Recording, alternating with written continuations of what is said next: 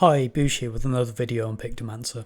Now that the embargo from the Media Tour has lifted, we've got tooltips with actual potencies, so we can start to do some rotational theory crafting in more depth. Potencies are liable to change, and indeed I think there have been some oversights that will necessitate some changes, but we have a solid idea of broad strokes.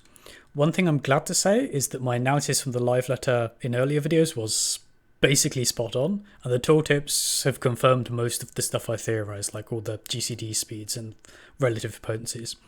For those that miss my videos after the live letter, I'm just going to do a quick recap on how Pictomancer actually works.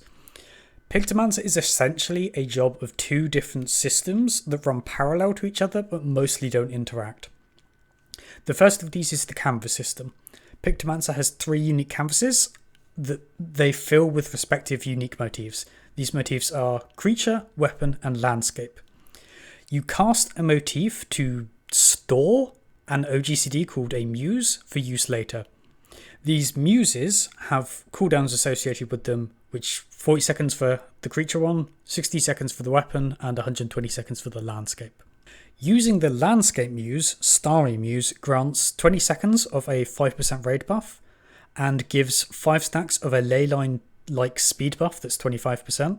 After these stacks are spent, you get a buffed version of Rainbow Drip, which is normally a very slow cast. Gives it an insta cast time and a much shorter recast time, roughly reduced by about 60%.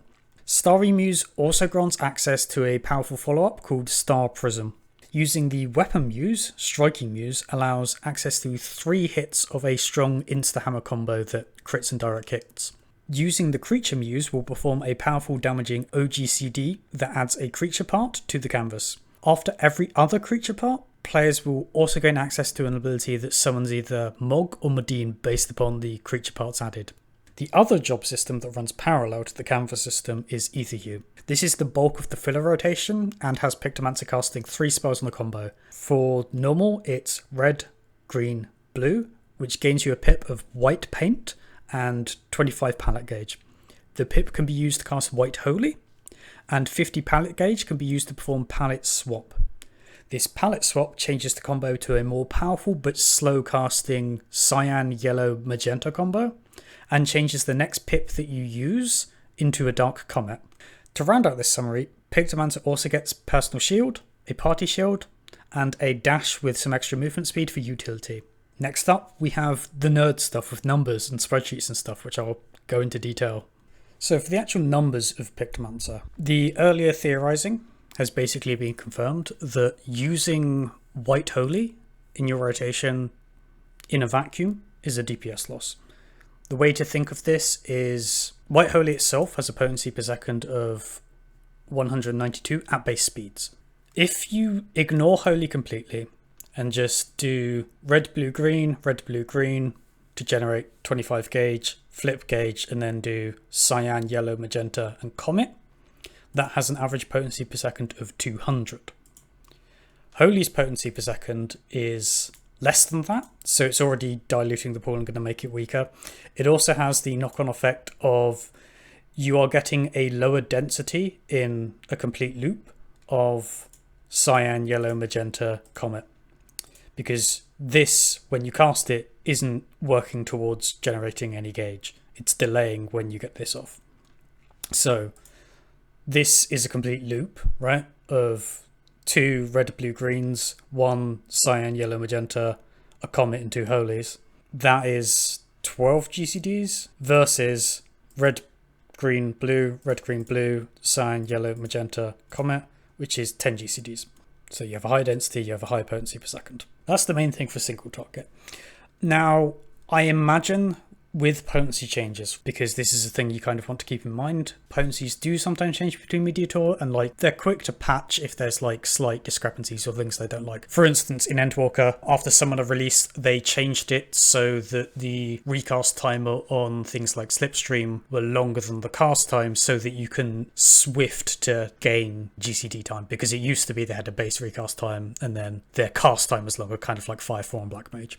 They are fairly quick to tweak stuff like this. One thing that I imagine is likely to happen is they will probably want Holy to at least be neutral. They could make it a DPS gain. I actually think it would be more interesting if they don't, but it being neutral is still kind of interesting. So The very easy way to do that is rather than have 480 potency, if it's tweaked to 500, that makes this longer loop averages out to 200, which is the same as the reduced loop. So that is a likely tweak that they're going to make, but until they do make that tweak in a vacuum, skipping out Holy is actually a DPS game. There is a caveat to that though. You have this additional factor of how things are going to line up, because those are complete loops. Now, as you get towards the end of a fight or end of uptime, so like either a boss is going to disappear or it's going to die or it's going to enrage, something like that where you can no longer cast. What matters to a large extent is how stuff aligns. You can't just blindly never use Holy. Because if we take this very simple example of imagine if from neutral there are roughly 12 GCDs before like the boss disappears or something, doing a red, green, blue, Holy based loop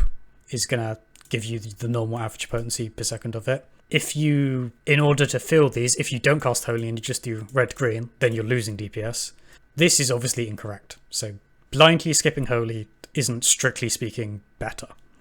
However, where it gets interesting is, okay, let's imagine a situation where there's 16 GCDs before a boss disappears. Well, if you do quote unquote like the standard rotation, you would do your standard 12 GCD loop, then you would do red, green, blue, and a Holy for the last 4. This would put you 194 potency per second.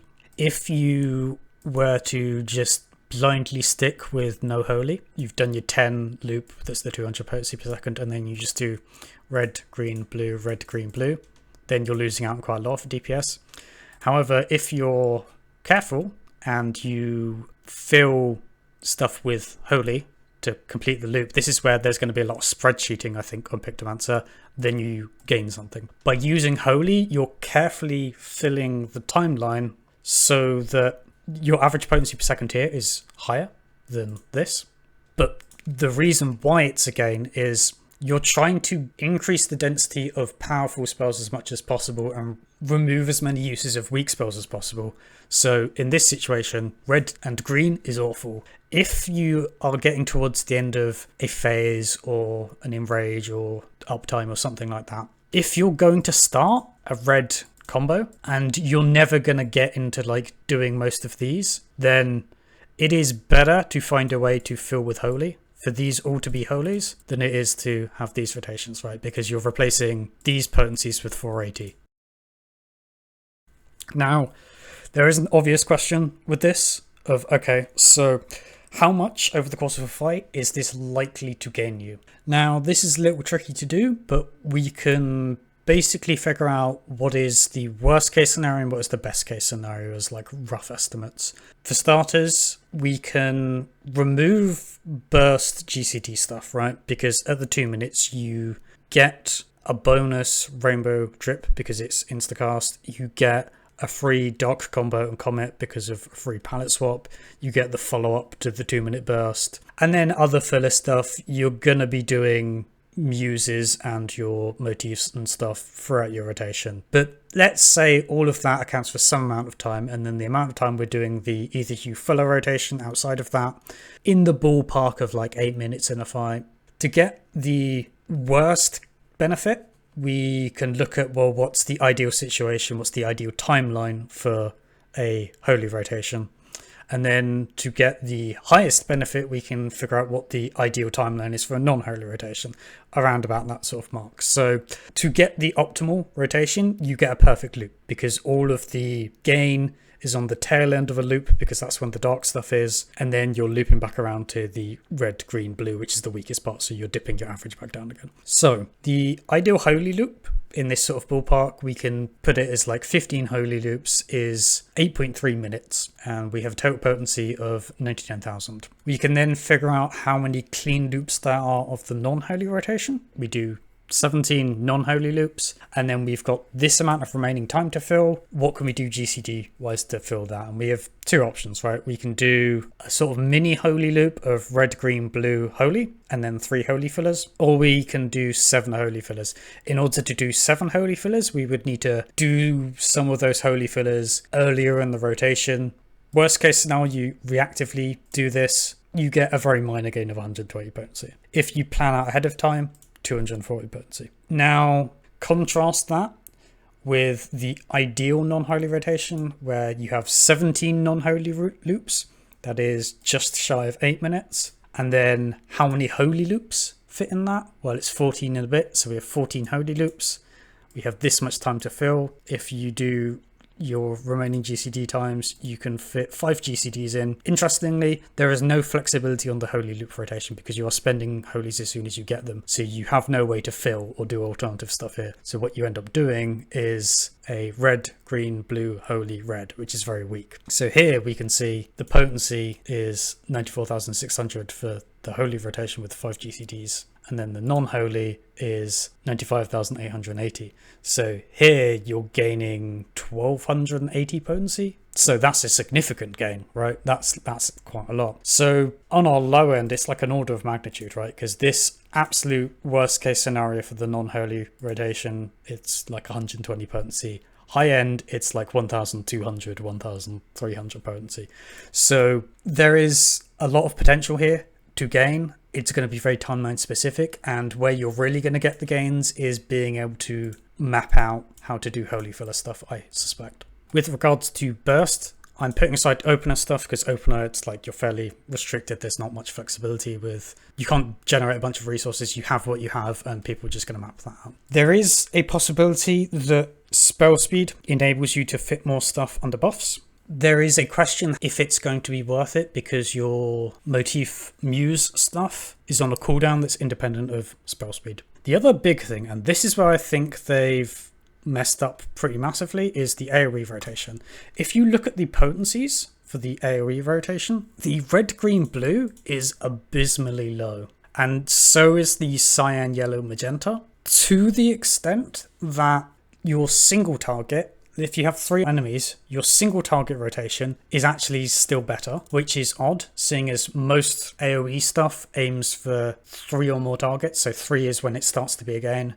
With 3 targets, this single target rotation has more potency per second, but it gets stupider than that. It actually seems, given that Rainbow Drip is 900 potency with 50% drop off, the actual optimal rotation for AoE with current potencies is to Rainbow Drip, because Rainbow Drip does a bunch of damage and gives you a Holy Pip, so then you Holy afterwards. So you just alternate between Rainbow Drip and Holy. Now you do need to be standing still for lots of this because of the like 6-second recast time on Rainbow Drip. But this very clearly doesn't seem like it's intended. To give context, right, on 3 targets, this is over a 50% gain because the potency per second is 324.7 versus 207.8. It's like, it's a massive gain. If we increase it, let's say 6 targets, it's still a pretty big gain. If we go 9 targets, still a big gain. If we go, I don't know, 20, which you probably can't even hit 20, it's still a gain. Like this is catching up at such a slow rate that if I go 100, it's still not a gain. If I go 1000, it's still not a gain. So how can they potentially address this? Well, one way they could address it is reducing Rainbow Drip's potency. However, even if you reduce the potency of Rainbow Drip to 420, it still outperforms on 3 target, and the AoE is still being outperformed by the single target, right, with this stuff. But so let's change it a little bit. Let's just say 6, since that's a not unusual number to be hitting in a dungeon. If you go down to 420 potency, yeah, now the AoE rotation is outperforming the Rainbow Drip Holy rotation a bit. However, this then causes a problem of this is only 420 potency. With the rotation for single target, you want the proc from Rainbow Drip that speeds up its cast and like insta-cast and gives a fast recast time. You need that to be worth spending, but you're not going to do that because it's like weaker than the average potency of just red, green, blue. So this alone isn't an answer. I mean, you could maybe tweak it so that the proc also buffs the potency, but you then, like, why even have this as a thing that you can cast? Because you wouldn't want to precast this either.